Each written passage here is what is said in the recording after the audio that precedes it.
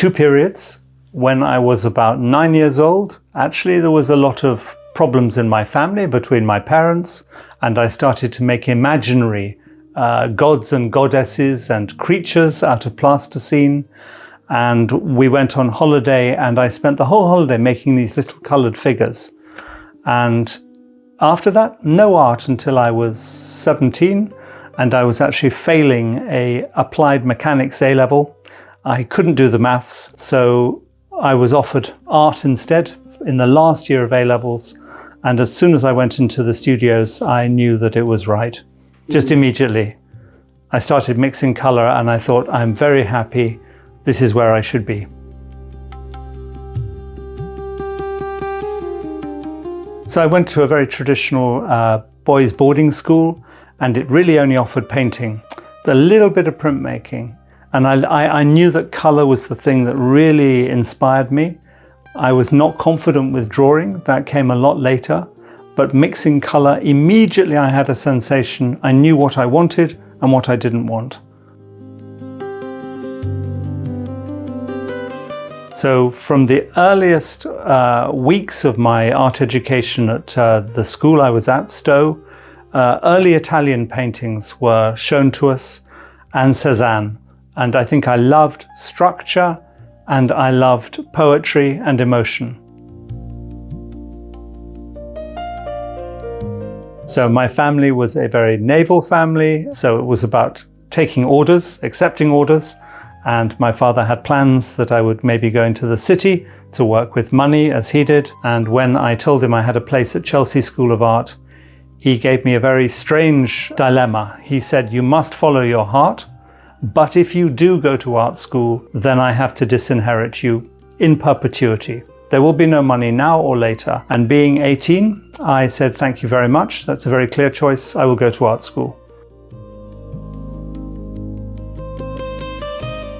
So it was about 8 years, and eventually, having done a foundation year in London, I went to Cornwall, the farthest place in Britain away from London, from my parents, and studied fine art in Falmouth, and then immediately got a scholarship to Paris from the French government.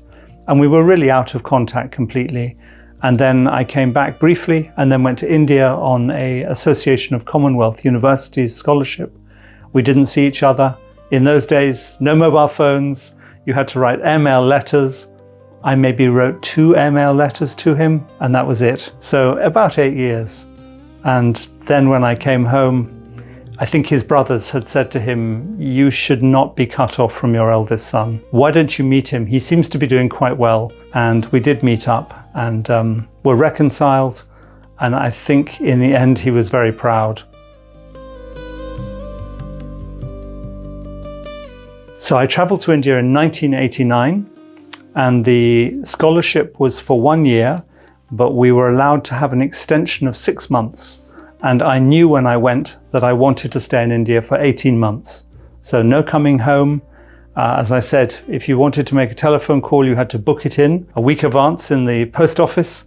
And if your parents weren't in, then you didn't speak to them. There was no way of emailing. And that's very challenging, but a very wonderful thing to be alone and to have to discover new friends. And some of those friends were very deep, like my friend Indru. And it's a long friendship, and his wife Shubha. And it changed my life. Quite literally, India completely changed my life.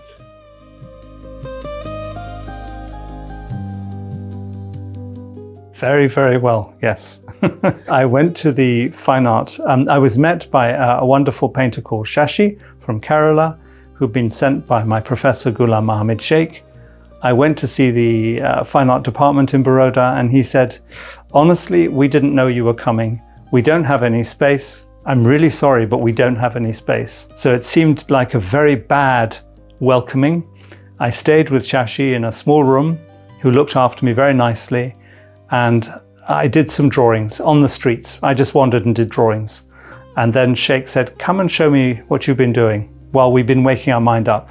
He looked at the drawings and he said, okay, you have a space.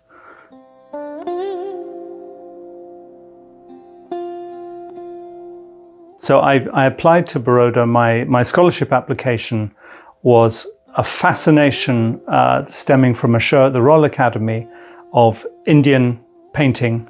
And when I saw Bhupen Kaka's work and his friendship with Howard Hodgkin, the two things came together. I love narrative art, but I love color.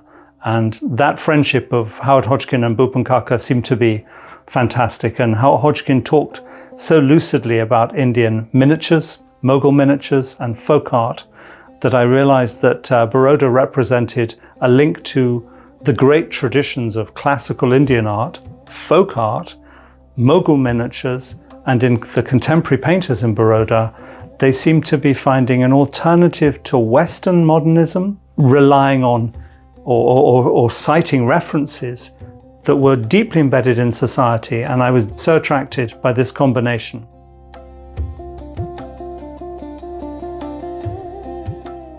So when I came to India, I was 24. I had had a year in Paris by myself, and Paris was much tougher than India. I felt Paris was very cold, very hard. If you fell over, nobody would pick you up. In India, I never felt that. I always felt India is a little bit like that Passage to India metaphor of the stick and the snake, that it seems to be very difficult in some moments and then very kind, very loving, and it switches between the two. So even when things were difficult in India, I fell ill, suddenly there was great kindness. As I finished, the reason I went to Paris was I had been working with still life objects from junk shops, creating little theatres of rubbish, as if they were performers, comédie dell'arte. When I went to Paris, I wanted to see if I could do that in the city, but I hadn't really drawn from life. I'd always imagined. And in India, I said, no, I'm going to start drawing what I see, and I will be like a Magnum photographer, almost a documentary drawer. It didn't quite work that way, but I spent all my time walking and drawing.